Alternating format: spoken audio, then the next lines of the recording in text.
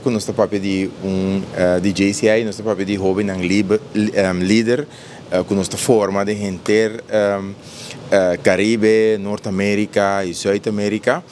E o que está passando a través do tempo, como membro de organização, no momento que faz certo logro durante o ano, está denominado como senador.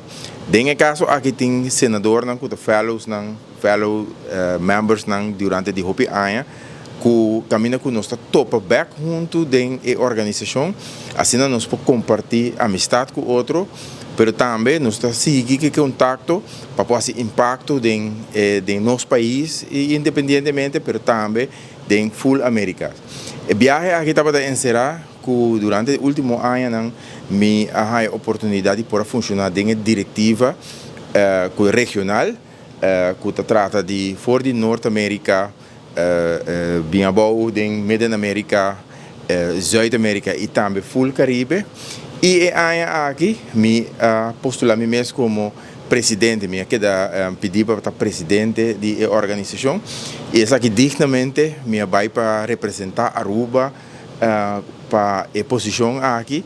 E com o prazer e com o honor me queda elegir como presidente eleito 2025. Com essa aqui significa uma oportunidade única para Aruba, para pôr nos mesmos em panorama internacional.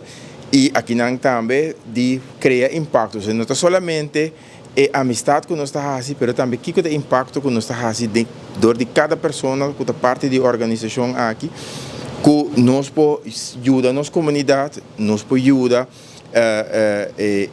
jovens que talento para ser melhor líder de nossa comunidade e também para make sure que o meu trabalho, em todo caso, vai estar para dirigir todo o Senado que consiste rond de full Sul-América, Norte-América e den Caribe, para o Senado forte e caminha que nós podemos para nós investir, então nós podemos invertir mais de nos jovens para por vir a jovem líder de nossa comunidade.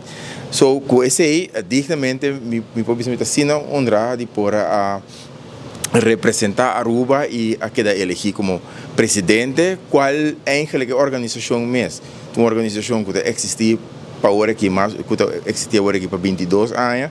E desde 22 anos aqui está de 2 viagens que Aruba está a uma oportunidade de por carga e função aqui e com sumo prazer e com hobby dignamente lo me zorg para representar Aruba também dentro posição aqui. Realmente agradecido na Senado de Aruba mesmo. Na Aruba também nós temos candidato de senador e tanto é que primeiramente está elegir minha pessoa para representar Aruba e daqui na confiança que na põe dentro a mim essa aqui a dia a mim para postular mim mesmo e dor de postulação aqui também o grupo de Américas a querer de minha pessoa então pero me estou sumamente agradecido na senador de Aruba e me estou sumamente agradecido que daqui na Aruba para chiquito que portar e faz impacto grande em full mundo.